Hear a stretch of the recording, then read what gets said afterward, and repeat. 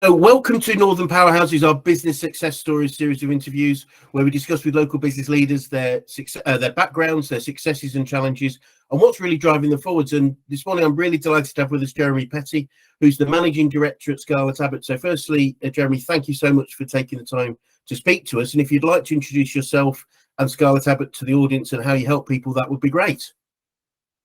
Thanks, Chris. Yeah, of course. And look, thanks for the invitation. It's great to meet you and have this conversation. So much appreciated. So yeah, my name's Jeremy. I'm Managing Director at Scarlettabbott, as you said. So Scarlettabbott are an employee engagement consultancy.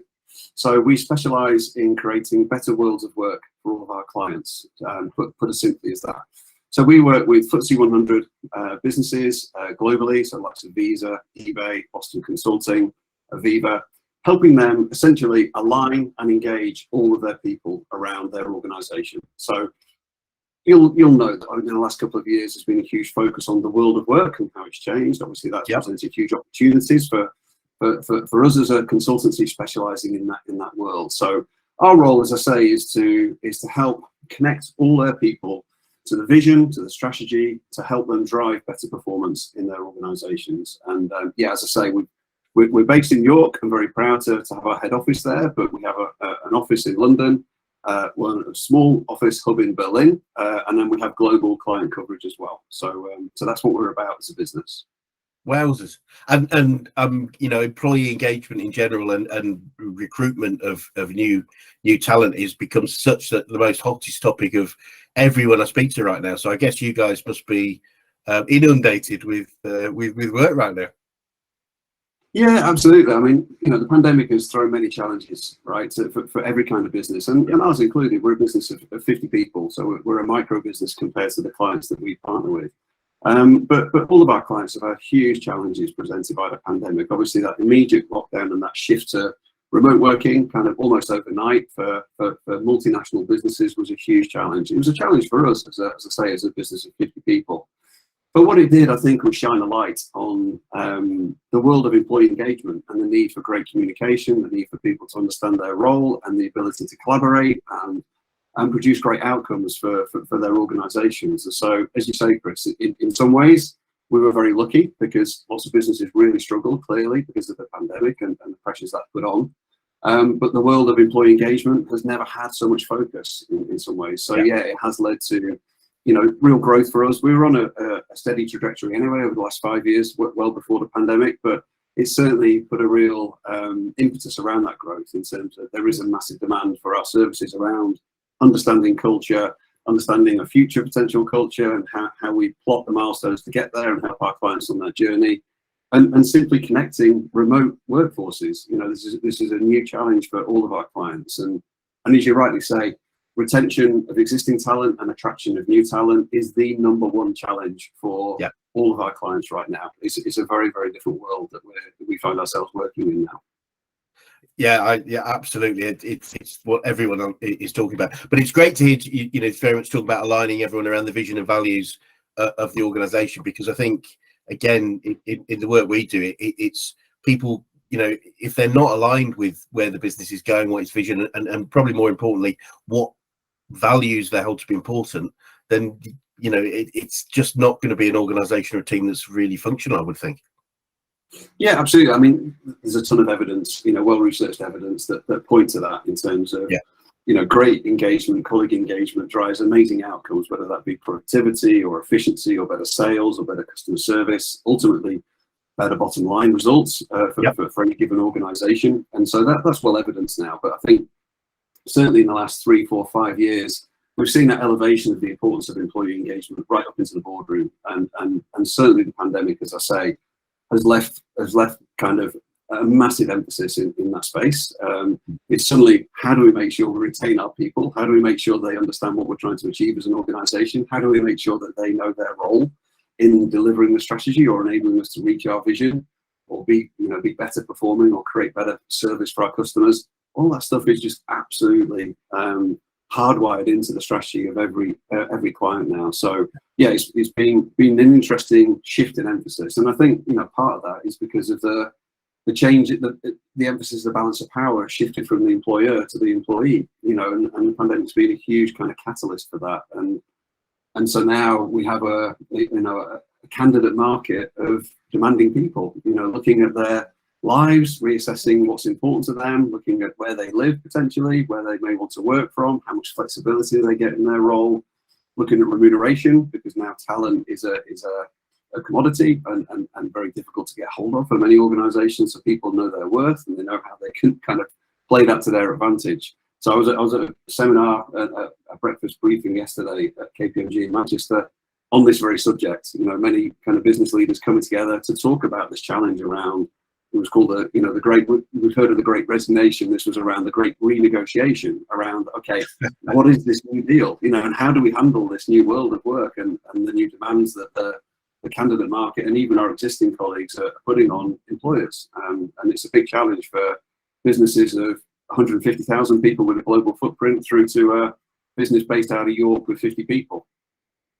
Yeah, I can tell it must be an exciting place. But looking backwards, could you tell us a little bit about your background, how you got into business and why this particular one? Yeah, of course, Chris. Yeah, so I started my career quite late really. I think the jobs I had around kind of university time, where my focus, if I'm honest, was more about kind of playing football and being in a band. Those jobs that I did to kind of keep going were mostly kind of customer service roles, whether that be Barclays telephone banking, and then working in and managing a sports shop in Liverpool, then doing a ski season in France. When I left university and the band broke up, sad times. So they were all kind of those kind of bit part jobs. But I guess the thing they all had in common was dealing with people, and I think I know that I've always loved that, and that's remained a constant in my career since. And then kind of in my mid-20s, I moved back to Manchester, which is where I grew up, and embarked on a career in sales, initially in media sales, and for a publishing company based in Manchester, which was a steep learning curve, if I'm honest. It was a really tough job, high pressure environment, selling space, as you can imagine.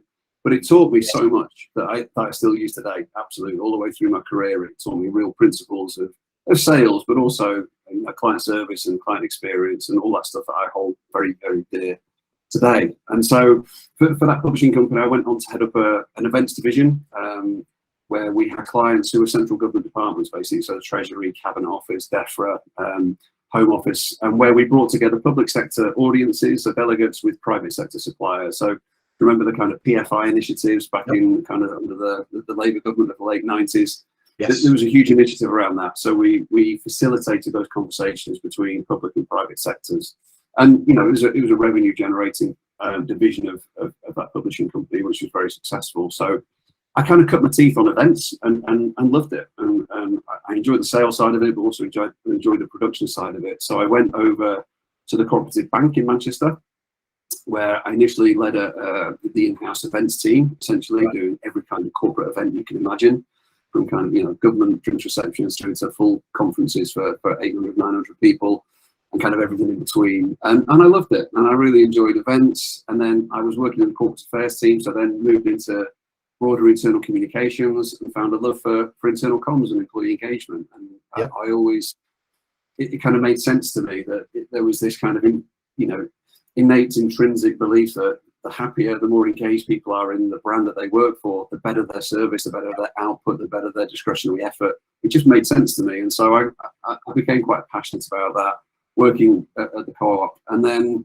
one of our agency partners called Yellow, who I've been working with for a couple of years, basically said, look, why don't you come over to the dark side, to the agency world, and work in internal comms for all the clients that we work with. So I jumped ship and stayed in Manchester, initially in client services role, but then promoted to MD after a couple of years, working with the likes of HSBC and GlaxoSmithKline and AXA in those days. And that's where I became kind of friends and familiar with Rachel Thornton, who's one of the owner-founders of Scarlettabbott, where I am now. We were kind of on the same industry committees and whatnot in the world of internal comms. And so I'd moved to Yorkshire for personal reasons in that time. So I was kind of commuting back to Manchester, and Rach kind of said, why don't you just come down the road and work for Scarlettabbott? And so, and to be honest, Chris, I saw a massive opportunity once I kind of had a look at Scarlettabbott, because Jonathan, the other owner and founder, and Rachel have worked incredibly hard to kind of have everything in place. They've built a really strong team. They already had a great reputation, really strong client list. financially robust, and the actual work that the team were delivering was absolutely top notch. But the opportunity I saw was that most of their clients were still quite northern based. Yeah. If not actually in Yorkshire itself. And having worked in internal comms at kind of national level, I definitely saw an opportunity to take what Scarlettabbott were doing and broaden that client base, not just nationally, but internationally as well. So I joined literally 9 years ago, kind of last week, and initially in a client services role with a remit to grow the business, and then became managing director just over 5 years ago. So kind of that's the plotted history of how I ended up I guess in the world of internal comms, but fundamentally at Scarlettabbott, and now leading this incredible team that we have. Wonderful. So I suppose growing up, was this the sort of thing you foresaw yourself doing, or was there a different path? No, I wanted to play for Liverpool on the wing, obviously, or be a drummer in an indie band. That's what I thought until I was about 23, and then realised maybe that's not going to happen. But no, I think as I say, I came to it quite late. I don't regret that. I think I was very privileged, really, to have the time to go to university. This was in the days when you didn't pay to go to university. In fact, I got a grant, and the tuition fees there weren't any fees. So it was a real privilege back in that time to go to Liverpool and spend a few more years kind of growing up and finding out what it is you enjoy and where that world of work might, which direction that might take you. And so I don't think I ever had a kind of specific vision of I want to be this, but I want to be a dentist or a lawyer or a fireman or whatever it might be. I kind of found my way in my 20s, I think, as I say, kind of with that potted history about in people, initially customer service and then sales, and then ultimately into more of a leadership role. Brilliant.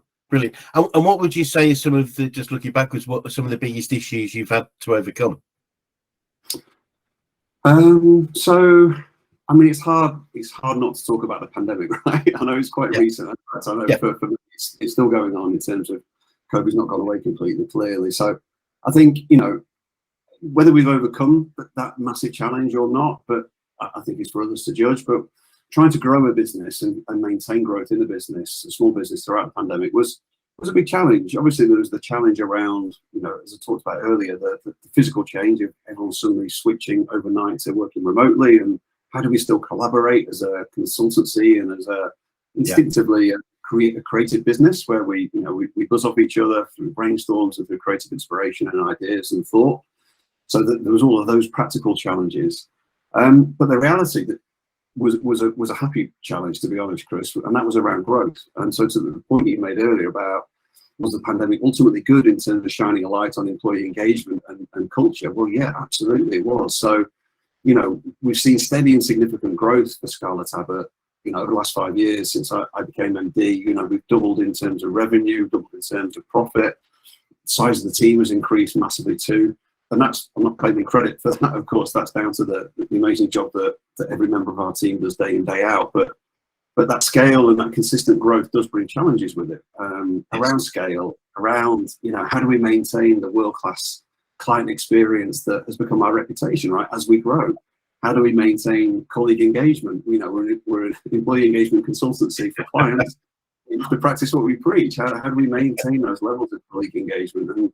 And to your point earlier, how do we recruit the right people into the team, but also at the right time to make sure we can continue to be sound in terms of our ability to deliver as we grow from a resource point of view, and of course making sure that we're robust from a financial perspective as well. So, adding to that shift that we just talked about in the power from employer to employee in terms of their expectations from the world of work, that's been a big challenge for us. It's great for our business model and our proposition because we're consulting on how to help, Visa, eBay, EY overcome the same challenges, but those challenges exist for Scarlettabbott as well. So, how do we hold on to our best people? How do we attract the very best practitioners in the industry to come and work for our consultancy? And we're doing well, but it's an ongoing challenge. So I'm not going to say we've overcome it, but we're enjoying the challenge of it, if you know what I mean. Brilliant. And yeah, I mean, it's great to hear that, as you say, practice what you preach, because so many businesses don't often. It's so I'm a business coach, but I have my own coach because I need to be congruent with that. And I know how indisciplined I can be any more than as much as anybody else. So I think it's really important that we all practice what we preach. Absolutely, I couldn't agree more. So what would you say were some of the biggest learnings you've had in business, in or about business? There are lots, Chris. As you can imagine, as you'll know yourself, you learn pretty much every day that you're in business. You learn something or other. I think one that I think comes to the surface more, or I hold more dear the older I get, is around doing the right thing and being successful. I don't think those two things are mutually exclusive. So I think there's kind of this popular view in small businesses that you have to be cutthroat and it's kind of dog eat dog, and you have to be a kind of ball breaker to be successful when running a small business. And I think the older I get, the more that I would challenge that perception. I think you need edge. You need an edge at times. There's absolutely no doubt about that. But you need drive. You need resilience beyond belief. And I think you can actually still create a really successful business by essentially trying to do the right thing and by trying to treat people with respect and dignity and integrity. And I'm not saying that me as an individual or even our leadership team, we always get that right, because business is tough, right? And there are tough circumstances, situations that arise. But I think if your intent is always there to try and be fair, to try and act with integrity, I think you get that back from the organisation and from the team around you. And one of my favourite phrases is that you create your own reality. Yep. And I think that can be true in your personal relationships, but equally it can be true at work. And I think as a leader of Scarlettabbott, I have a massive responsibility, but also a huge opportunity to help shape that culture of our organisation. And we're clear about what we want as a business, and we talk to all of our team about the fact we want a culture at Scarlettabbott where people can be their best, they can feel their best, and they can do their best work. And that sounds very pithy and simple when you put it in a nice little phrase and we talk about it at our away day, but actually the reality of that is a big responsibility for the leadership team to lead by example. So, I expect that of myself. Don't always get it right, clearly, but I also expect that from my leadership team too, and really from every individual in the organisation, because that is our opportunity to shape that culture for ourselves. So I think, that phrase around create your own reality is pertinent in the workspace as well. No, it makes a lot of sense. I was told a phrase that's something similar as well, which was stand in truth. And what it was explained to me was that if I know I've acted with the best intentions, I should be comfortable with that, even if it's perceived in a different way. I can't necessarily change your perception, but if I can honestly know I've acted with my version of integrity, I guess, then I should be comfortable with that and not worry too much about the other thing that's interesting, just from what you've said, is that I meet a lot of businesses. I quite often meet business owners, and they say we don't want to grow too big because the culture might change. And I say to them, I say, here's the deal from my perspective. Successful businesses grow successfully because they keep the culture. It literally is that the leadership team should be the guardians of culture. And if you do that right and you're authentic and to those points of value, then you'll continue to attract the right people, whether it's customers or employees. Does that sort of resonate with you?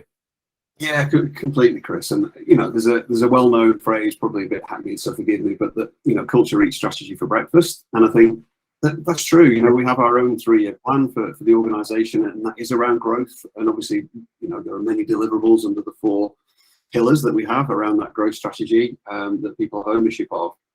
But the truth is that if the culture is not right to enable people to perform and deliver those deliverables within those 4 pillars, it just won't happen, and that growth won't come. So I don't see culture as the output of a growth strategy. It's the enabler of it, to be honest. And so I don't mean that flippantly, because it's not easy to get right. We have to work really hard, and I'm being honest and saying we don't always get it right. Yeah. But I think if your intent is true, to your point just now, I think people see that, and that's what earns trust and respect from the team, that they know that in work and in business there will be mistakes along the way. But if your intent is always to do the right thing and treat people with respect and integrity and act in the best interest of everyone in the organisation, then you can't get away from that, really.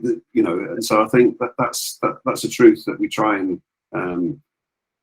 hold ourselves to account to. Brilliant, brilliant. Love it, absolutely love it. And you're probably aware we're a coaching organisation, and I'm just wondering who the best coaches you've ever worked with, and why, whether that's life, sport, business, or any other part of your life. Yeah, no, great question.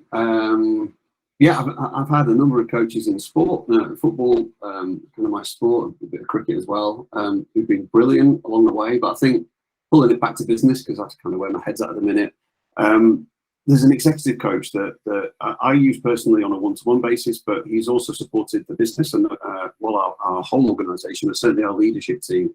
A guy called Charlie Sampson, to give him a plug, fantastic guy. And as well as being that great one-to-one coach for me to help me become a better leader, he introduced the whole organisation to something called Leading Energies, which I think is worth briefly touching on, because I think fundamentally it's about understanding your own, but importantly, other people's leading energy.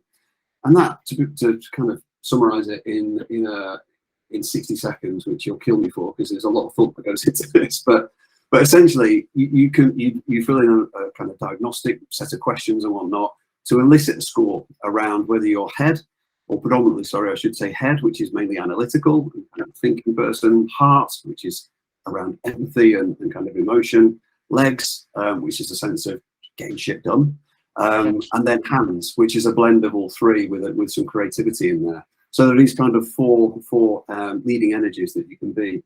And at the end of this diagnostic, you'll have a kind of map to say, whatever percent you are of each of these four, but one of them will be your leading energy. So, your highest scoring leans towards that. And I think the output of that, and this is an exercise we did with all of our team a couple of years ago, and we do for all new starters as part of their onboarding into Scarlettabbott.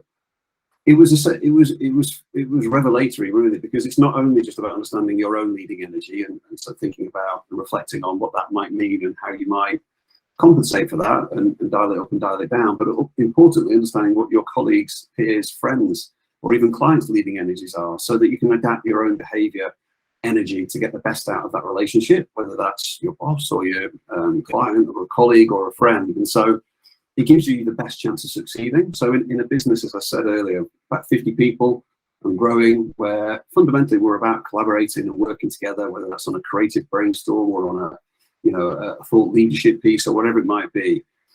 Having that understanding of one another's leading energy so that you can get the best out of one another and also meet each other halfway and maybe dial it up, dial it down a bit, has been really fantastic for the organisation. And so from a coaching point of view, I'd have to give Charlie a shout out for that, because it's something that we use for ourselves, but we're starting to use with clients as well, because it's just so useful. Brilliant. Yeah, it's as you say, understanding patient values is so key, because it's the biggest barrier to effective communication. It's because the thing I learned a lot about this, having joined application, having a business, and the crazy thing was it was very relationary, I think, wrong for me, because it was like I always thought everyone thought like me. Crazy world to be perfectly frank, but therefore didn't get it. But once I understand how they think and behave, I can start putting my communication in the mode that the other person wants to receive. I think that is so important. Absolutely, yeah. And even when we're thinking about account teams and trying to get the right blend of personalities and dynamics and energy, I guess for client service as well, it's really important to get that. There's a legs person in the room that likes to get stuff done, but there's also the head person that's a little bit more analytical and thinking about things from a kind of higher view. So just thinking about that blend is really important, both internally when we're working together, but also externally as well. Brilliant. Fantastic. You mentioned quotes earlier on. Are there any other key quotes or sayings that you find either good or challenging? Yeah, I think I do have some favourite quotes. I'll say I probably have lots, but I'll try and pick a couple.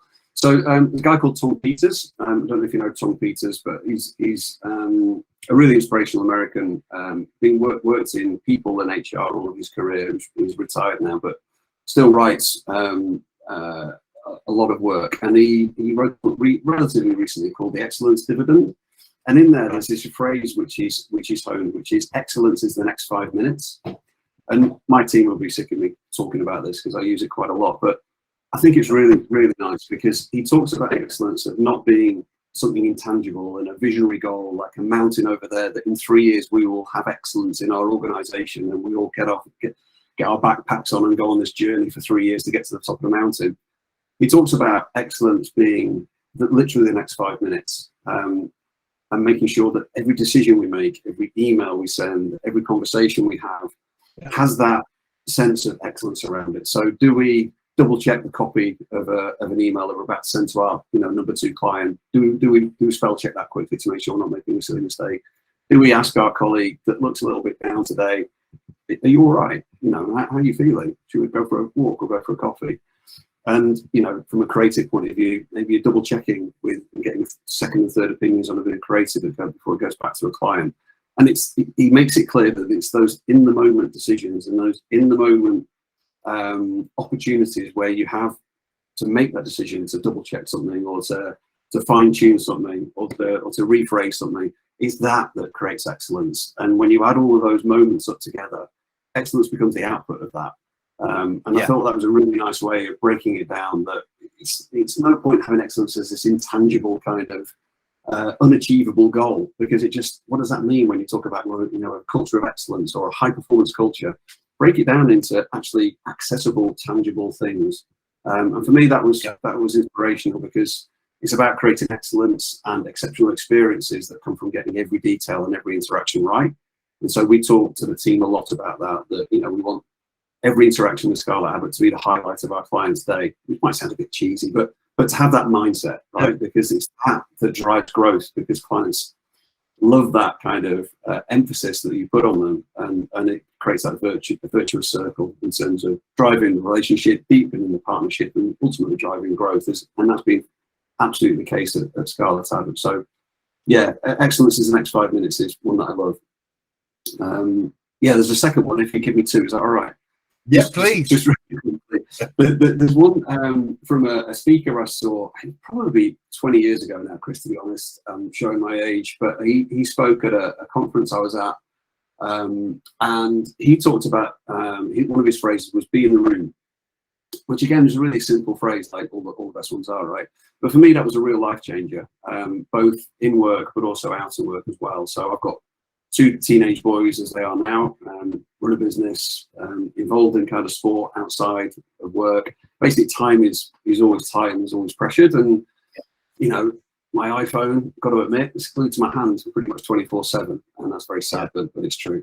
And so this lesson around being in the room was really helpful to me a few years ago when the boys were younger, in terms of if I was supposed to be helping them do their homework or even reading them a book at bedtime, then do that. Put the phone away. Don't look at that email that's just come in. Don't look at that WhatsApp message.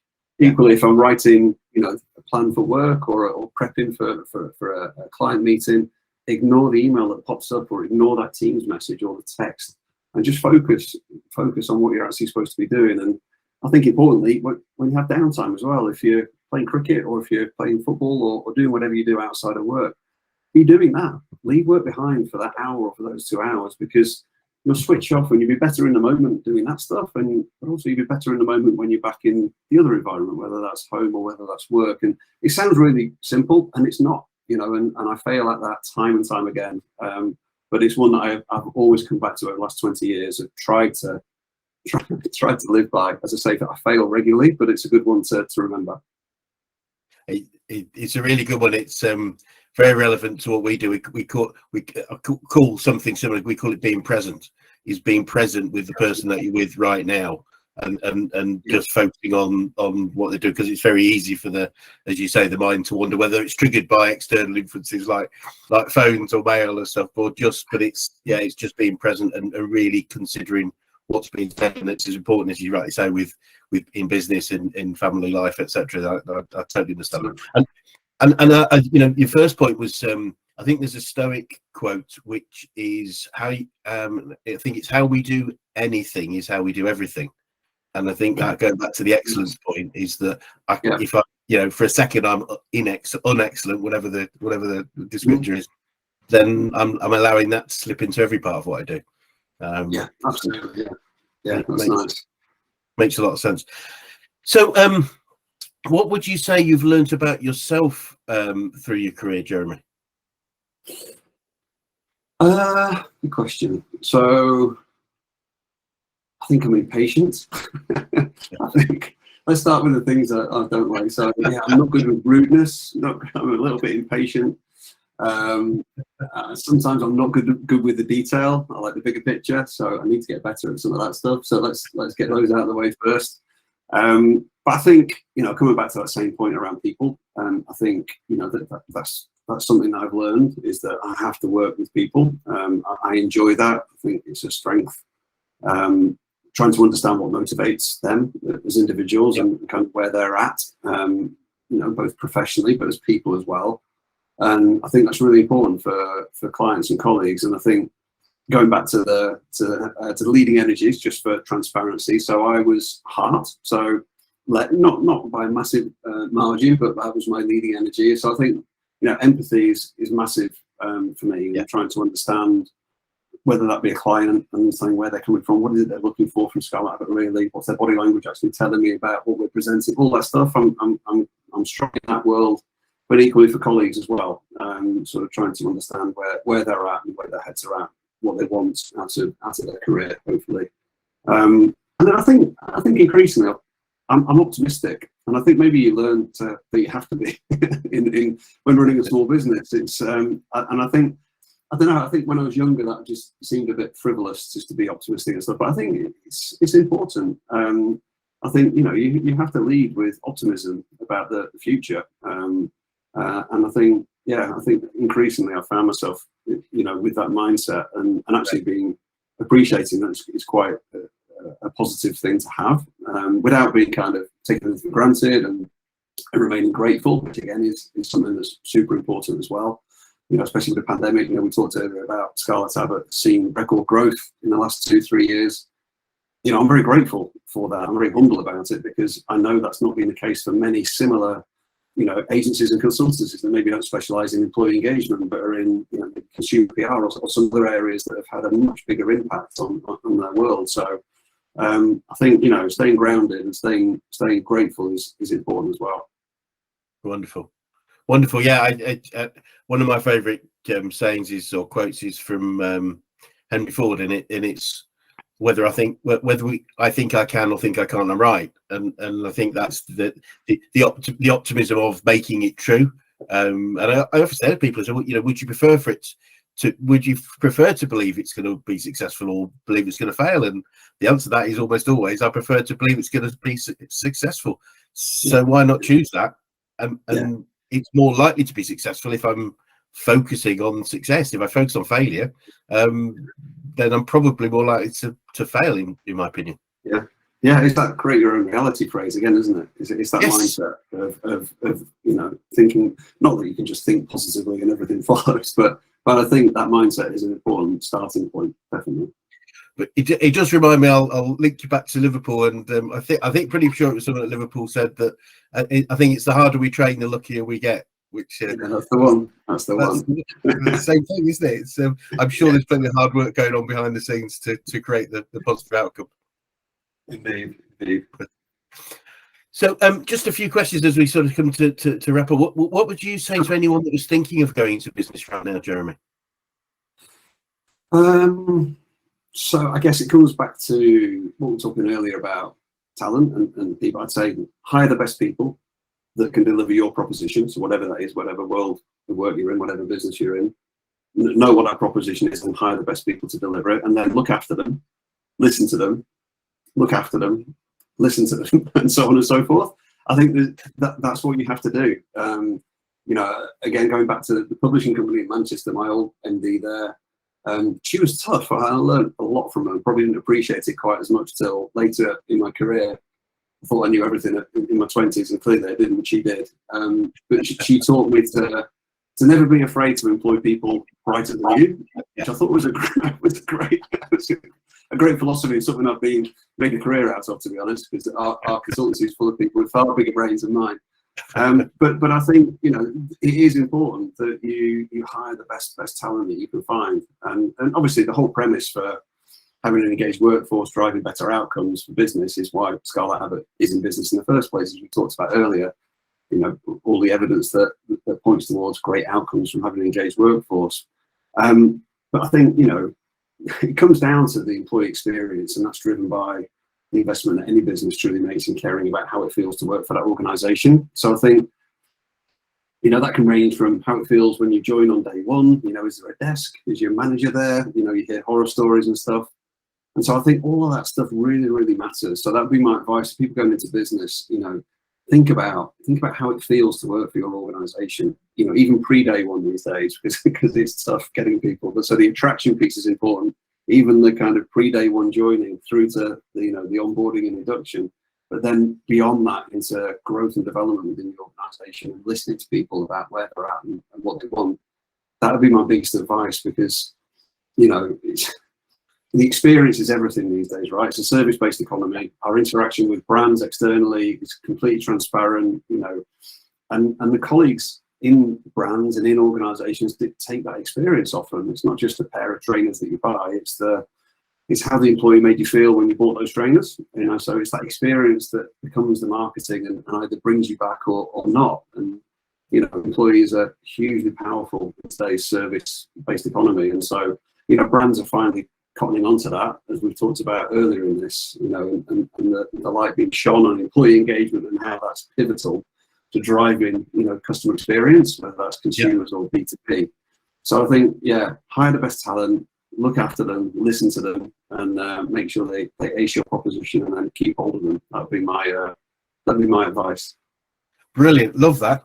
I'm just minded, actually, just thinking about where you are right now, and I know we were lucky enough. We grew a business from 4 of us grew up to just over 100 people with some additional contract staff, and I remember the phases of up to about 20 to 25. You knew you knew all the people, you knew everything about them, you knew the family, you knew the pets, you knew the friend, everything. And then you get to a point which I seem to remember it's 50 or 60, where you know most of the people, but you don't sort of know much about the backstory of the newer ones, because you've never had that opportunity. And then you sort of get to sort of 70, 80, and it's like, who are they? And I guess that's, you know, that's the sort of challenges that you're helping people face on a regular basis, because it's it becomes, as a people person, which I am too, becomes quite challenging that you don't know everyone in. I wasn't able to know everyone in my organisation as well as I did the first 20 or 30. Yeah, definitely, and I agree, and we're at that. I'd say we're almost at that tipping point now, Chris, and it's uncomfortable. I'll be honest, because you come, as you say, and I didn't form the business. I'm not a founder, but I joined when we were about 16, 17 people, I think, and we're just north of 50 now. And so, you know, you kind of evolve, don't you, as an organisation, from that very kind of close-knit family feel through to, we're a bit bigger than that now, and then you get to kind of 30, 40, 50, and, you know, you start to think, do I know the partner's name for every single person in the organisation? Do I know what their pet's called? And you think, actually, maybe I don't. And that's a bad thing? I should know that. And so, you know, it's an interesting observation and something that, you know, I think you have to work at as you grow, because you will get to that tipping point where it's physically not possible to know, you know, intimately kind of every detail of every person in the organisation, but someone in the leadership capacity should, clearly, because that's so important, of feeling known and valued and understood and listened to. And you know, just to say, we practice what we preach. We listen, but through a survey and through regular conversations to our team all the time, to kind of check in on that, and how does it feel to be working here? What's the work-life balance like? All that good stuff, and a whole range of questions, because it's important to make sure you do stay connected to colleagues as much as you possibly can. That's our business model, right? That's our proposition for big brands with 200,000 employees. So we have to, as I say, practice what we preach for our own business. Brilliant. That makes absolute sense. And finally, what would be the best advice you could give to an 18-year-old you if you're able to go back in time and do so? An 18-year-old me. Do a law degree, become a lawyer. So every time I watch a courtroom drama, I'm thinking, I wish I was that lawyer. So that's just with personal ambition, that unfulfilled ambition. I would never have qualified, I'm quite sure of that. But anyway, no, I think there are a couple of things. So what we talked about earlier, I felt very privileged to have that opportunity to go to university when there were no fees and stuff, when you got a grant and all that good stuff. And I think that bought me a fair bit of time, Chris. I think there's a huge amount of pressure on 16 to 18. One of my sons is 16 at the moment. A lot of pressure to kind of, well, what are you going to be? What are you going to do with your career? And it's like, they're just kids, really. And there's so much time now, right? You're going to be working for a long time. Yeah. So I think I was very lucky to have that stretch of uni and then kind of doing the ski season and all that kind of stuff, just to buy myself some time to grow up a bit and become more independent and find my way and experience stuff. So I think, that would be the advice I try to give to my kids if they listen to me. In terms of myself, I think I'd say, don't compromise who you are for your job, which sounds easy, but it isn't always. And I think, jobs and roles will come and go, but I think you should always try and be as true to yourself as you possibly can be, because you can live with yourself, every day of your life. So I think, there'll always be situations that test that. There might even be opportunities or job offers and stuff that test some of that stuff.